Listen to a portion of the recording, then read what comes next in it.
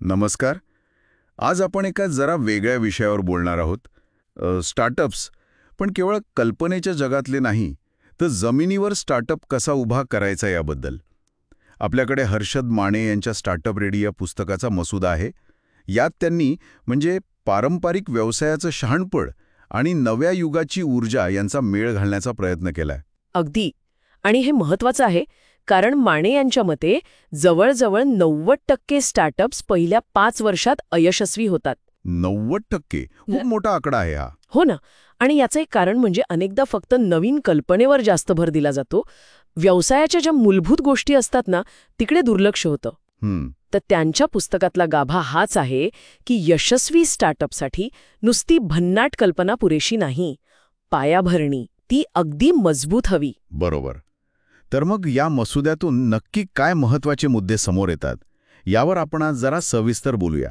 म्हणजे जे स्टार्टअप सुरू करत आहेत किंवा चालवत आहेत त्यांच्यासाठी ही चर्चा नक्कीच विचार करायला लावणारी ठरू शकेल. नक्कीच. नक्कीच.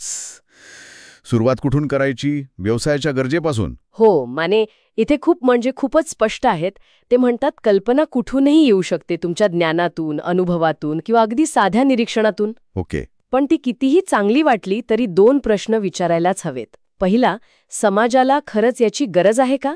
आणि दुसरा, जो जास्त महत्वाचा आहे, ग्राहक त्यासाठी पैसे मोजायला तयार आहेत का? म्हणजे डिमांड. अगदी.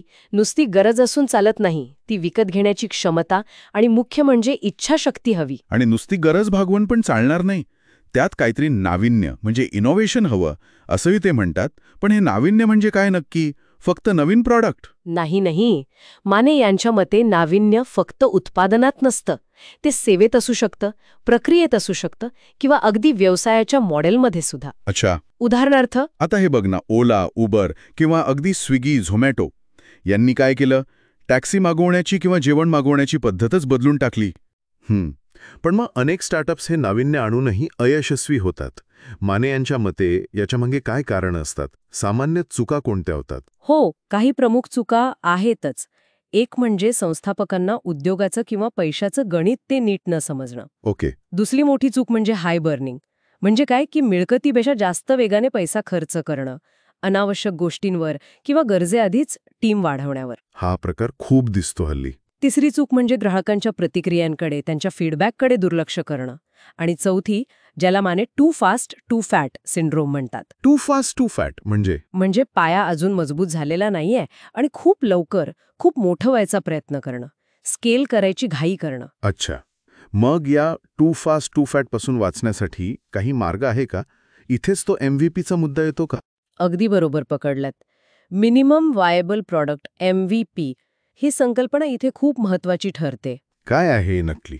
याचा अर्थ असा की एकदम परफेक्ट पूर्ण उत्पादन बनवण्याच्या मागे न लागता कमीत कमी पण आवश्यक वैशिष्ट्यांसह एक आवृत्ती बाजारात आणायची, छोटीशी.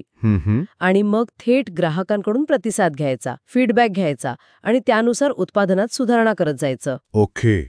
ड्रॉपबॉक्सचं उदाहरण माहितीये? हो. हां. त्यांनी सुरुवातीला पूर्ण सिस्टम बनवलीच नव्हती.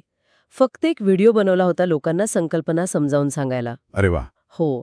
माने म्हणतात हा दृष्टिकोन अनावश्यक खर्च टाळतो आणि धोका कमी करतो. हे पटलं. आणि खर्चासोबतच नफ्याबद्दल माने काय सांगतात? कारण आजकाल अनेक स्टार्टअप्स नफ्यापेक्षा मार्केट शेअर किंवा व्हॅल्युएशनवर जास्त लक्ष देतात असं दिसतं. इथे माने यांचा दृष्टिकोन थोडा पारंपरिक वाटेल, पण तो खूप महत्वाचा आहे. ते स्पष्ट सांगतात की केवळ गुंतवणूकदारांच्या पैशावर अवलंबून राहून व्यवसाय कायम चालवता येत नाही. बरोबर आहे. व्हॅल्युएशन कितीही वाढलं तरी शेवटी व्यवसायाला स्वतःच्या पायावर उभं राहायचं असेल, टिकून राहायचं असेल, तर नफा, प्रॉफिट तो कमवणं अत्यावश्यक आहे. त्यांच्या मते नफा हेच व्यवसायाच्या आरोग्याचं खरं रक्षण आहे, केवळ कागदावरची वाढ नाही. व्यवसायाचं आरोग्य आणि कायदेशीर बाजू यांचा पण संबंध असतो नाही का? म्हणजे योग्य रचना निवडणं, नोंदणी करणं, याबद्दल काय सल्ला देतात ते? हो, नक्कीच. कायदेशीर बाबी सुरुवातीपासूनच गांभीर्याने घ्यायला हव्यात. योग्य व्यवसाय प्रकार निवडणं, उदाहरणार्थ प्रायव्हेट लिमिटेड कंपनी, हे केवळ एक औपचारिकता नाहीये. अच्छा. यामुळे संस्थापकांची वैयक्तिक जबाबदारी मर्यादित होते आणि गुंतवणूकदारांचा विश्वास पण वाढतो. शिवाय उद्यम नोंदणी, GST, स्टार्टअप इंडिया यांसारख्या नोंदण्या वेळेवर करणं महत्वाचं आहे. भविष्यातल्या अनेक अडचणी टाळता येतात असं माने यांचं स्पष्ट मत आहे. आणि हे सगळं झाल्यावर ग्राहकांपर्यंत पोहोचण्यासाठी ब्रँडिंग आणि मार्केटिंग याचं काय महत्त्व आहे? खूप जास्त. म्हणे यांच्या मते ब्रँड म्हणजे फक्त लोगो किंवा नाव नाहीये. ती एक प्रतिमा आहे, एक विश्वास आहे, एक अनुभव आहे जो ग्राहकांच्या मनात तुमच्या व्यवसायाबद्दल तयार होतो. आणि मार्केटिंग म्हणजे फक्त जाहिरात करणं नाही, तर योग्य ग्राहकांपर्यंत पोहोचून त्यांच्याशी एक संबंध जोडण्याची ती संपूर्ण प्रक्रिया आहे. आणि आजकाल तर डेटा सायन्सचा वापर करून हे अधिक प्रभावीपणे करता येतं, बरोबर? अगदी. नेटफ्लिक्स किंवा झोमॅटो बघा ना, ते ग्राहकांच्या आवडीनिवडीचा डेटा कसा वापरतात आणि किती अचूक मार्केटिंग करतात हे उत्तम उदाहरण आहे. म्हणजे थोडक्यात स्टार्टअपचा प्रवास हा केवळ एका कल्पनेचा नाही, तर त्यासोबत काटेकोर नियोजन, योग्य अंमलबजावणी आणि महत्त्वाचं म्हणजे सतत शिकत राहण्याचं आहे. अगदी बरोबर. आजच्या चर्चेतून हेच स्पष्ट होतंय की हर्षद माने स्टार्टअप रेडीमध्ये केवळ नव्या कल्पनांवर नाही, तर व्यवसायाच्या शाश्वत तत्वांवर भर देतात. नाविन्य हवंच, ग्राहक केंद्रितता महत्वाची आहेच, पण त्याचबरोबर आर्थिक शिस्त, नफ्याचं महत्त्व आणि कायदेशीर पाया मजबूत असणं हेही तितकंच गरजेचं आहे. खरंय. आणि इथेच तो जुन्या पिढीचा अनुभव आणि नव्या पिढीचा वेग यांचा समतोल साधण्याचा मुद्दा येतो. हो. माने यांच्या मते जुन्या पिढीच्या व्यवसायातलं जे शहाणपण आहे त्यातूनही स्टार्टअप्स खूप काही शिकू शकतात. मग विचार करण्यासारखा प्रश्न हा आहे की हा वेग आणि हे शहाणपण याचा मेळ आजच्या काळात कसा साधायचा? हा एक महत्वाचा विचार आहे. यावर नक्की विचार करा. लवकरच भेटूया पुढच्या अशाच एका सखोल चर्चेत.